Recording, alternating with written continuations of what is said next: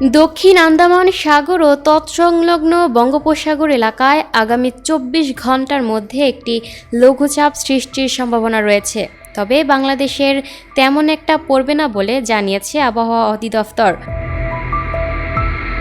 শনিবার ২২ নভেম্বর সকাল ৯টা থেকে পরবর্তী ১২০ ঘন্টার আবহাওয়ার পূর্বাভাসে এ তথ্য জানানো হয়। পূর্বাভাসে বলা হয়, বর্তমানে উপমহাদেশীয় উচ্চচাপ বলয়ের বর্ধিতাংশ পশ্চিমবঙ্গ এবং তৎসংলগ্ন এলাকায় অবস্থান করছে। অন্যদিকে মৌসুমের স্বাভাবিক লঘুচাপটি দক্ষিণ বঙ্গোপসাগরে অবস্থান করছে এবং এর বর্ধিতাংশ উত্তর বঙ্গোপসাগর পর্যন্ত বিস্তৃত। এতে আরও বলা হয়, দক্ষিণ আন্দামান সাগর ও তৎসংলগ্ন এলাকায় আগামী ২৪ ঘন্টার মধ্যে একটি লঘুচাপ সৃষ্টির সম্ভাবনা রয়েছে। এটি পশ্চিম ও উত্তর পশ্চিম দিকে অগ্রসর হয়ে ঘনীভূত হতে পারে। আবহাওয়া অধিদপ্তরের আবহাওয়াবিদ কাজী জেবুন্নেসা জানান, লঘুচাপটি বাংলাদেশের উপকূলে আঘাত নাও হানতে পারে। এটি ভারতের উড়িষ্যা, পশ্চিমবঙ্গের ওপর দিয়ে প্রবাহিত হতে পারে।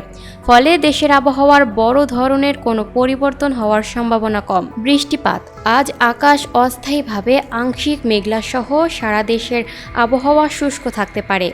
কুয়াশা।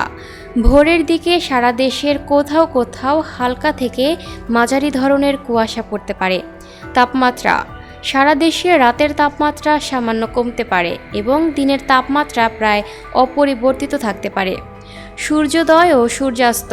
আজ ঢাকায় সূর্য অস্ত যাবে সন্ধ্যা ৫টা ১১ মিনিটে। আগামীকাল ঢাকায় সূর্যোদয় হবে ভোর ৬টা ১৯ মিনিটে। Lucky Akter, up to date news, Dhaka.